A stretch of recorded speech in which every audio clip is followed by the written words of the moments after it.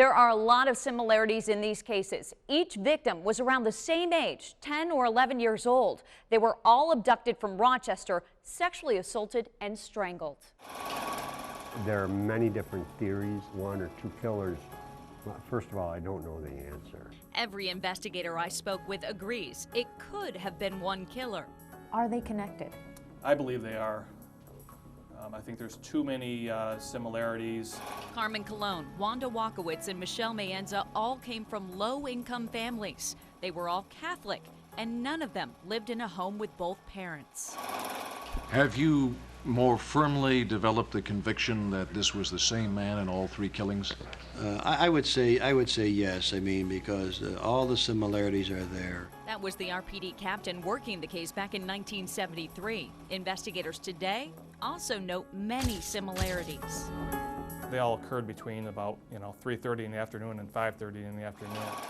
All the girls were dumped in rural areas on the side of a road in a town matching the initials of their first and last names. There was definitely some similarities between those cases, yes. But State Police investigator George Jerbick believes the whole double initial thing may have been a coincidence. My name is also matching initials, first name and last name. I think it's more common than people realize. He also points out that none of the cases have been genetically linked. At least two of the cases, the Michelle Mayenza case and the Wanda Walkowitz case, to me, look more similar. I'm not saying I'm discounting it. I would just say I'd be cautious to link those cases.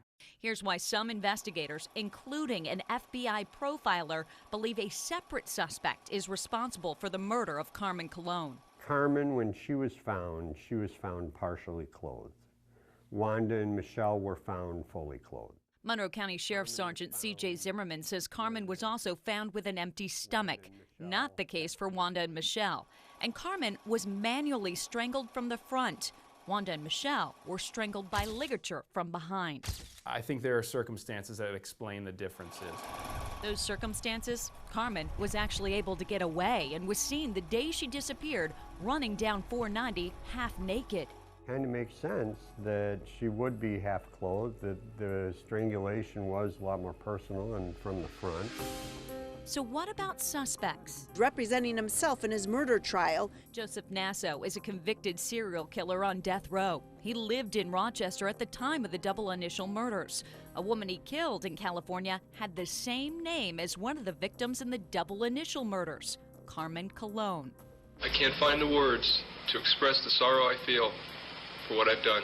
Kenneth Bianchi also grew up in Rochester. He's known as the Hillside Strangler for a string of murders in California, but those suspects have been ruled out by DNA evidence. Another person of interest was Carmen's uncle, Miguel Colon. He committed suicide in 1991. For decades, I see. Well, people have called in tips on who the double initial murderer could be. all right. there's hundreds of phone calls, a lot of people, a lot of theories, which we already heard many, many times. After our exclusive series, more tips are coming in.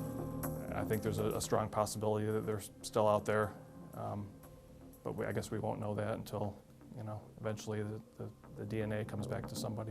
The Wanda Walkowitz case is the only one that has viable DNA. Right now, the State Police Lab is working to develop protocols to use open source genealogy databases to find a match that could lead to the killer.